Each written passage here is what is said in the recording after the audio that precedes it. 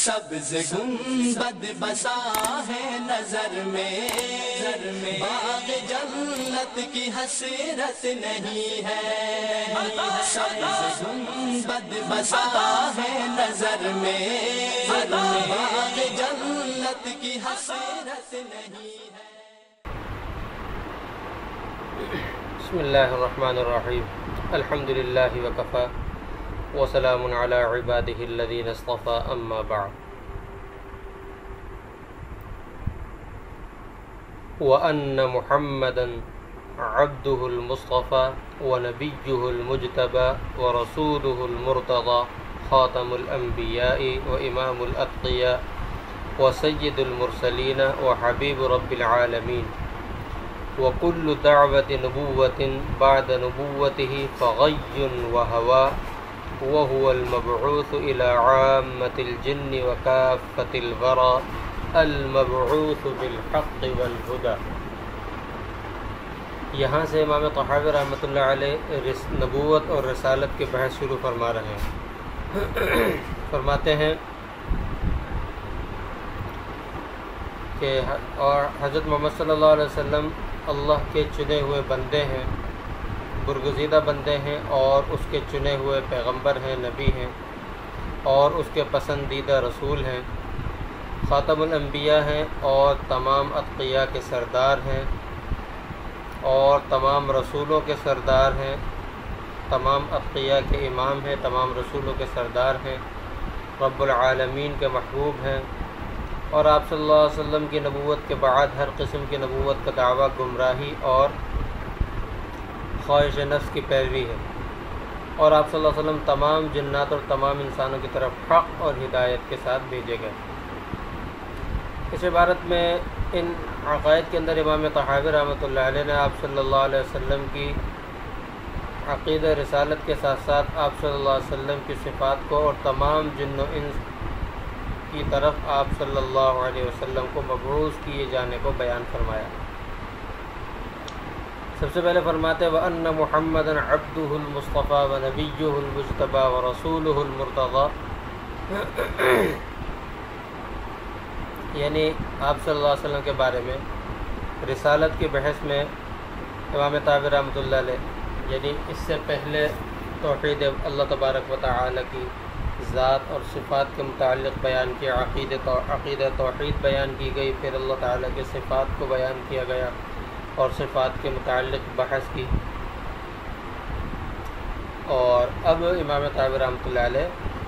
توحید کے بعد رسالت کا درجہ ہوتا ہے تو اس کو بیان فرماتے ہوئے یہ فرماتے ہیں کہ جب اللہ تبارک و تعالیٰ کی ربوبیت کا اقرار ہو گیا، اللہ تبارک و تعالیٰ کی توحید کا اقرار ہو گیا، تو اب دوسرا یعنی کامیابی کی جو کنجی ہے اس کا مکمل حصہ، دو حصے ہیں، ایک توحید کا اقرار، دوسرا رسالت کا اقرار۔ تو جیسا کہ لا الہ الا اللہ محمد رسول اللہ، اس کے اندر بھی ایک حصہ جو ہے توحید کا ہے اور دوسرے اقرار رسالت ہے، اثبات توحید اور اقرار رسالت۔ تو یہاں پر بھی فرماتے ہیں کہ آپ صلی اللہ علیہ وسلم خاتم النبیین، جو شخص آپ صلی اللہ علیہ وسلم پر ایمان نہ لائے یا آپ صلی اللہ علیہ وسلم کے خاتم النبیین ہونے کی دل سے تصدیق نہیں کرے گا تو اس وقت تک وہ شخص جہنم سے نہیں بچ سکے گا،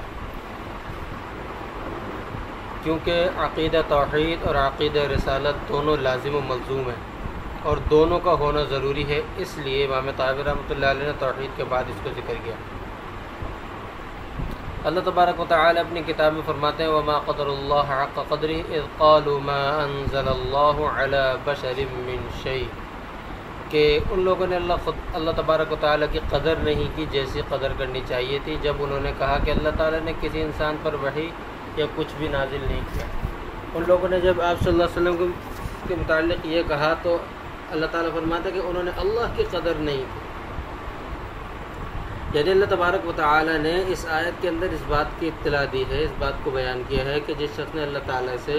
رسول بھیجنے اور رسول سے کلام کرنے کی نفی کی، اس نے اللہ تعالیٰ کو صحیح معنوں میں سمجھا ہی نہیں اور اللہ کی شان کو پہچانا ہی نہیں۔ پھر وہ کہتے ہیں کہ یہ تو ہمارے ہی جیسے بندے ہیں، تو اور اللہ تبارک و تعالیٰ کو وہ کہتے ہیں کہ نبی جو ہے ہمارے جیسا کیوں ہے، اور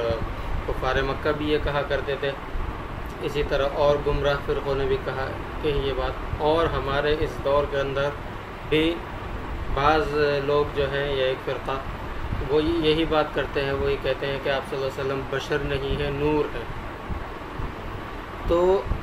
اصل میں عبدیت کی شان جو ہے وہ ہر شان سے بلند تر ہے۔ امام طحاوی رحمۃ اللہ علیہ نے یہاں جو فرمایا وَأَنَّ مُحَمَّدًا عَبْدُهُ الْمُصْطَفَىٰ، شان عبدیت کو سب سے پہلے بیان فرمایا، اس لیے کہ شان عبدیت سب سے اونچی شان ہے، ہر شان سے بلند شان جو ہے وہ شان عبدیت ہے۔ خود اللہ تبارک و تعالی نے بھی شان عبدیت کو بیان فرمایا اور پہلے بیان فرمایا، جیسا کہ ایک جگہ اللہ تبارک و تعالی فرماتے ہیں فَأَوْحَىٰ إِلَىٰ عَبْدِهِ مَا أَوْحَىٰ سورۃ النجم کے اندر، اسی طرح وَإِن كُنتُمْ فِي رَيْبٍ مِّمَّا نَزَّلْنَا عَلَىٰ عَبْدِنَا فَأْتُوا بِسُورَةٍ مِّثْلِهِ تَبَارَكَ الَّذِي نَزَّلَ الْفُرْقَانَ عَلَىٰ عَبْدِهِ سبحان الذي أسرى بعبده ليلا من المسجد الحرام إلى المسجد الأقصى۔ ان تمام آیات کے اندر اللہ تبارک و تعالی نے الی رسول ہی نہیں فرمایا، نبی ہی نہیں فرمایا، بلکہ عبدہ، عبدنا، عبد، اس طرح کے الفاظ اللہ تبارک و تعالی نے فرمائے۔ اس سے پتہ چلتا ہے کہ شان عبدیت سب سے بلند تر شان ہے،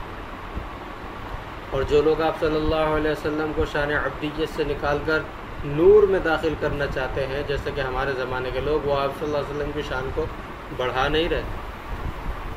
وہ بلکہ آپ صلی اللہ علیہ وسلم کی شان کو نعوذ باللہ گھٹا رہے ہیں، کیونکہ اگر آپ صلی اللہ علیہ وسلم نور ہونے کی وجہ سے عرش تک گئے ہیں تو یہ اتنا کوئی کمال نہیں، کیونکہ فرشتے نور ہیں اور وہ آتے جاتے رہتے ہیں۔ اگر یہ کہا جائے کہ آپ صلی اللہ علیہ وسلم عرش تک جو گئے ہیں نور ہونے کی وجہ سے گئے ہیں، اور اس وجہ سے نور کہا جائے، تو فرشتے تو عرش پر آتے جاتے رہتے ہیں اور اللہ تبارک و تعالیٰ کے احکام سنتے ہیں، تو یہ تو کوئی اتنا کمال نہیں۔ کمال تو یہ ہے کہ جو نور نہیں، عبد ہو، مٹی ہو، یعنی مٹی سے پیدا شدہ ہو، خاکی ہو، اور وہ عرش تک پہنچے، اصل کمال یہ ہے۔ تو لہٰذا آپ صلی اللہ علیہ وسلم کو نور کہنے والے وہ آپ صلی اللہ علیہ وسلم کی شان میں گستاخی کرتے ہیں اور آپ صلی اللہ علیہ وسلم کی شان کو گھٹاتے ہیں۔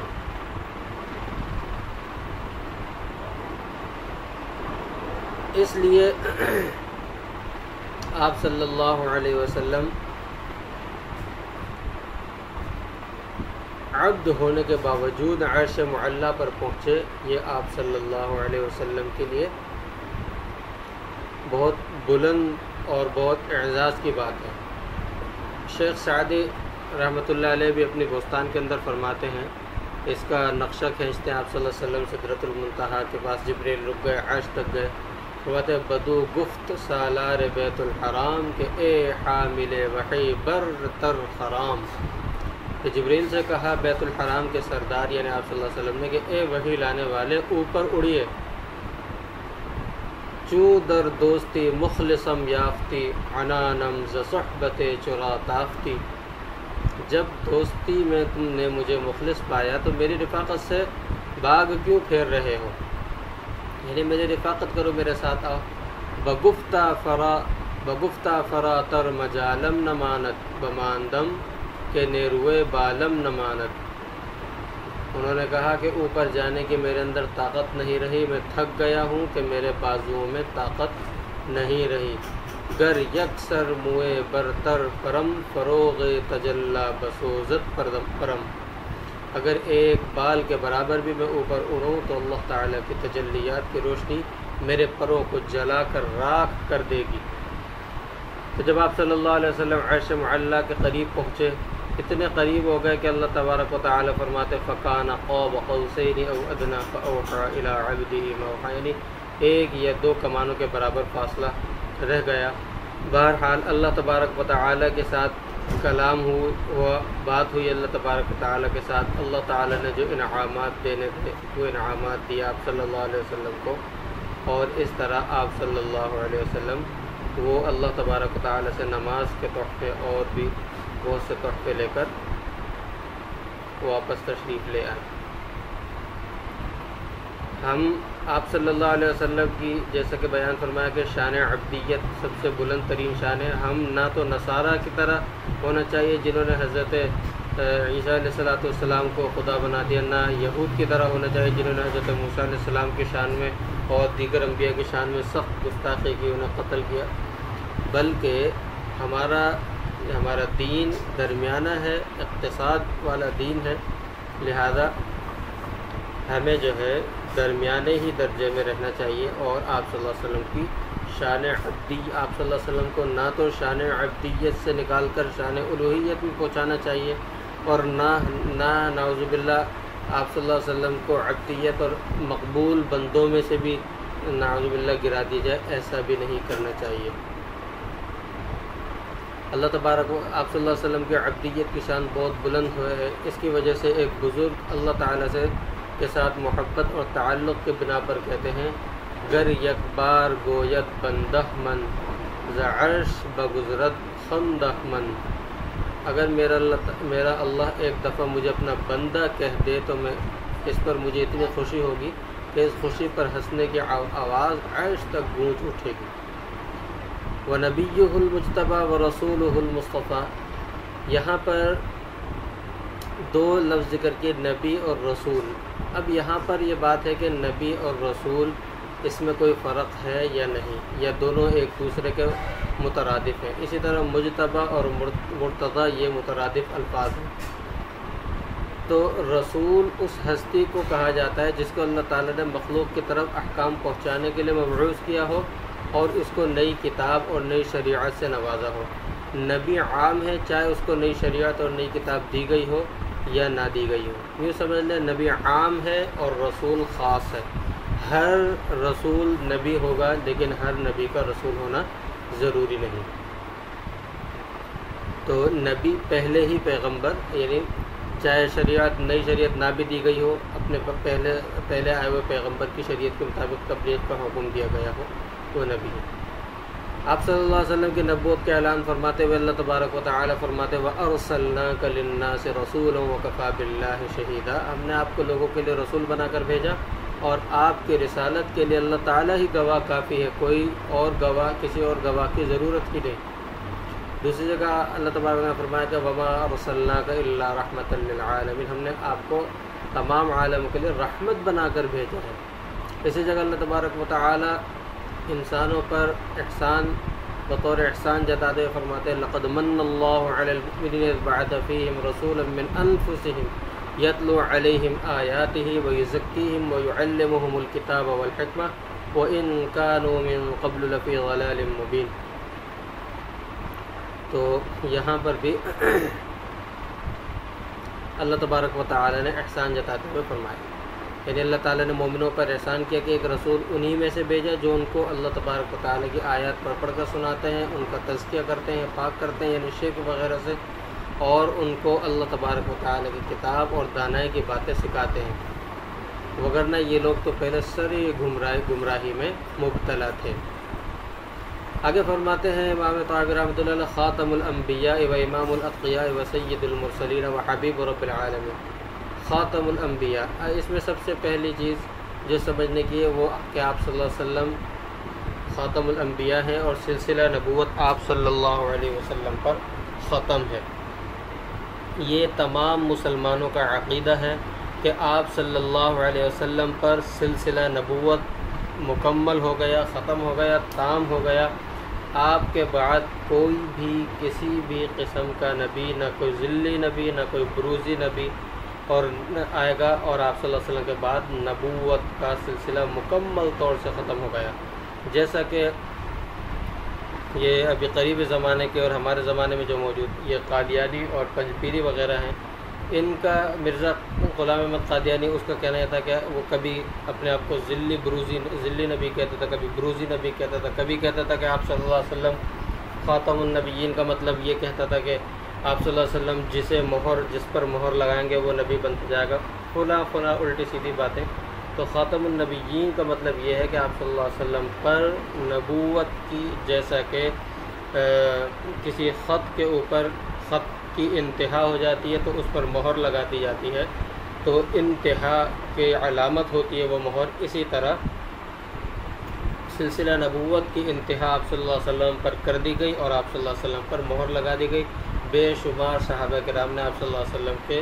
دونوں کندھوں کے درمیان میں پیٹھ پر وہ مہر نبوت دیکھی ہے۔ لہذا یہ تمام مسلمانوں کا عقیدہ ہے، اور مسلمان ہونے کے لیے یہ عقیدہ ہونا بھی ضروری ہے کہ آپ صلی اللہ علیہ وسلم خاتم النبیین ہیں۔ آپ صلی اللہ علیہ وسلم کے بعد کسی قسم کا کوئی نبی نہیں آنا دنیا میں۔ ختم نبوت کے اوپر قرآن، حدیث، اجماع امت سے سب سے دلیلیں موجود ہیں۔ مثال کے طور پہ اللہ تعالیٰ فرماتے ہیں ما کان محمد ابا احد من رجالکم ولکن رسول اللہ وخاتم النبیین۔ خود قرآن کریم میں وضاحت فرما دی، فرمایا والذین یؤمنون بما انزل الیک وما انزل من قبلک۔ یہاں پر بعدک کا ذکر نہیں فرمایا، کیونکہ اگر بعد ہوتے تو اللہ تعالیٰ اس کا بھی ذکر فرماتے۔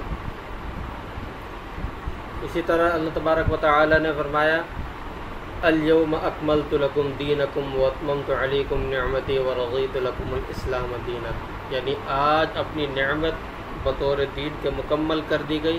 یہ بھی اس بات کی نشانی ہے کہ اب آگے کوئی نبی نہیں آئے گا۔ اسی طرح ایک اور جگہ فرماتے انا اوحینا الیک کما اوحینا الی نوح والنبیین من بعدہ واوحینا الی ابراہیم واسماعیل۔ یہاں پر آپ صلی اللہ علیہ وسلم کے بعد کسی نبی کی طرف کوئی اشارہ تک نہیں کیا گیا قرآن کریم نے، اور پہلے نبیوں کا واضح طور پر صراحتاً ذکر کر دیا۔ اس کا مطلب یہ ہے کہ آپ صلی اللہ علیہ وسلم کے بعد کوئی نبی نہیں، بعد کی تصریح نہیں۔ یہ تو قرآن سے دلائل تھے، احادیث میں بھی بہت سارے دلائل ہیں۔ مثال کے طور پہ حضرت انس بن مالک رضی اللہ تعالیٰ فرماتے ہیں کہ آپ صلی اللہ علیہ وسلم نے فرمایا الرسالۃ والنبوۃ قد انقطعت فلا رسول بعدی ولا نبی بعدی۔ رسالت اور نبوت ختم ہو گئی، میرے بعد نہ کوئی رسول ہوگا نہ کوئی نبی۔ اسی طرح حضرت جابر رضی اللہ تعالیٰ فرماتے ہیں کہ آپ صلی اللہ علیہ وسلم نے کہا فأنا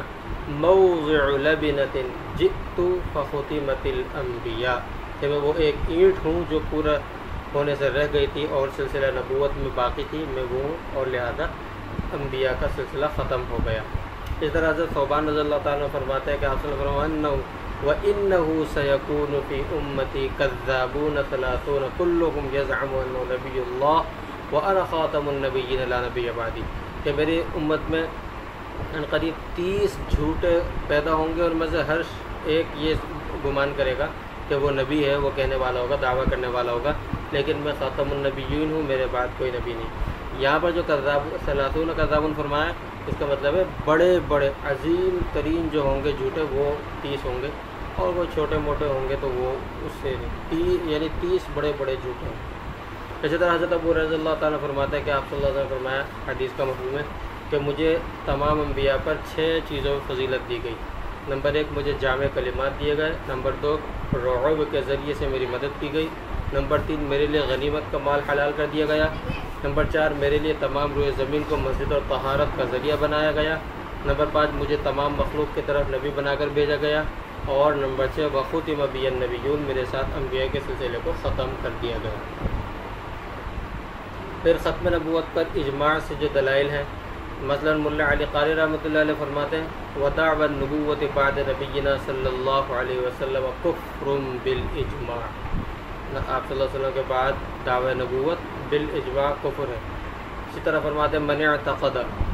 وحیا بعد محمد صلی اللہ علیہ وسلم فقد کفر باجماع المسلمین، علامہ ابن حجر رحمۃ اللہ علیہ نے فرمایا۔ اسی طرح فرماتے ہیں لو جوزنا ظہور نبی بعد نبینا لجوزنا الفتاح باب وحی النبوۃ بعدہ کما لا یخفى علی المسلمین وکیف یجیء نبی بعد رسولنا وقد انقطع الوحی بعد وفاتہ وختم اللہ بہ النبیین۔ اسی طرح ملفوظات احمدیہ اس کے اندر ہے کہ چنانچہ یہ امر مسلمانوں کا بچہ بچہ جانتا ہے کہ آپ صلی اللہ علیہ وسلم آخر الزمان نبی ہیں، اور اس میں ہے کہ اگرچہ آپ صلی اللہ علیہ وسلم سب نبیوں کے بعد آئے، اس کا مطلب یہ ہے کہ آپ صلی اللہ علیہ وسلم آخری نبی ہیں۔ آگے فرمایا وسید المرسلین، تو فرمایا گا آپ صلی اللہ علیہ وسلم تمام انبیاء کے سردار ہیں، رحمت للعالمین ہیں اور سید المرسلین ہیں۔ آپ صلی اللہ علیہ وسلم کی فضیلت اور افضلیت کا عقیدہ ہر مسلمان کا ایمان بلکہ ایمان کی جان ہے۔ اسی طرح آپ صلی اللہ علیہ وسلم کو یہ اعزاز دیا گیا، بلکہ اگر اس کو یوں کہا جائے کہ آپ صلی اللہ علیہ وسلم کاملوں میں اکمل، جمیلوں میں اجمل، حسینوں میں احسن، شریفوں میں اشرف، فاضلوں میں افضل، رفیعوں میں ارفع، نبیوں میں برتر و بہتر ہیں اور رسولوں کے سردار ہیں۔ وَلِلَّهِ دَرُّ الْقَائِلِ، کہنے والے نے کیا کہا، عقیل ایسا، خلیل ایسا، جلیل ایسا، جمیل ایسا، نہ رفعتوں میں نہ عظمتوں میں پایا کسی نے مقام ایسا۔ اسی بات کو حدیث میں بیان کیا گیا۔ حضور صلی اللہ علیہ وسلم کا ارشاد ہے کہ جس کا مفہوم یہ ہے قیامت کے دن مجھے اولاد آدم علیہ السلام کا سردار بنایا جائے گا اور مجھے یہ مرتبہ بیان کرنے میں کوئی فخر نہیں۔ اور بھی بے شمار حضرت مولانا قاسم نانوتوی صاحب رحمۃ اللہ علیہ بانی دارالعلوم دیوبند فرماتے ہیں جہاں کے سارے کمالات ایک تجھ میں ہیں، تیرے کمال کسی میں نہیں مگر دو چار۔ تو فخر و کون و مکان، زبدہ زمین و زماں، امیر لشکر پیغمبراں شہ ابرار۔ تو بوئے گل ہے اگر مثل گل ہے اور نبی، تو نور شمس ہے گر اور انبیاء ہیں شمس و نہار۔ اس کا کچھ حصہ رہ گیا، وہ انشاءاللہ پھر بعد میں بیان کیا جائے گا۔ وآخر دعوانا ان الحمد للہ رب العالمین۔